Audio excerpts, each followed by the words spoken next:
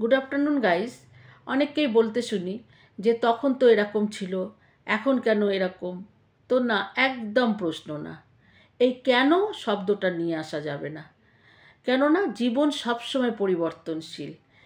তো আমরা যখন জন্ম নিয়েছি তখন জন্ম থেকে ছোট ছিলাম, ছোটোর থেকে যে আমরা এখন এই স্টেজে এসেছি, তো আমাদের জীবন তো আহ, এগিয়েই যাচ্ছে, পরিবর্তন হতে হতেই যাচ্ছে।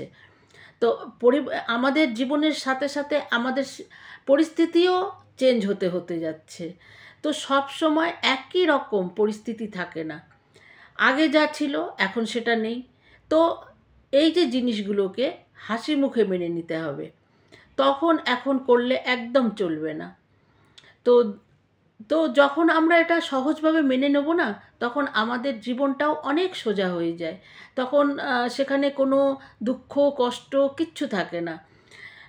যখন দুঃখ আসবে দুঃখকে মেনে নেওয়া, সুখ আসবে সেটাকেও মেনে নেওয়া। দুঃখতে একদম পাগল হয়ে যাওয়া না, ভাই দুঃখ এসছে, দুঃখের সময় একদম এখন কি করব কি করব, একদম মন ভেঙে গেছে, সেটা করলে হবে না। আবার সুখ যখন আসবে তখন এতটাও উন্মাদ হয়ে যাওয়া না যে কাউকে মান্যগণ্যই করা না। তো সব সময় একটা ব্যালেন্স মিলিয়ে চলাটা উচিত। আমি তো তাই মনে করি।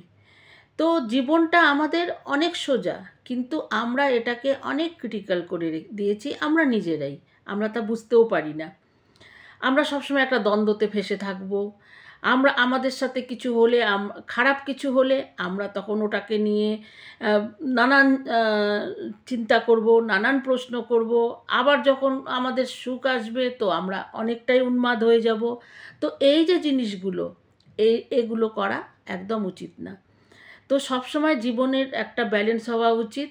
এই জীবনের যে জীবন পরিবর্তনশীল, জীবন আগের দিকে এগিয়ে যাবে, লক্ষ্য স্থির করা উচিত, আর সহজভাবে জীবনকে চালিত করা উচিত। এইভাবে যদি আমরা জীবনটাকে এগিয়ে নিয়ে যাই তাহলে আমাদের জীবন খুবই সোজা। তো এতটাই আমার কথা। তো আবার দেখা হবে নিউ ব্লগে। তো সবাই সুস্থ থেকো, ভালো থেকো, টাটা।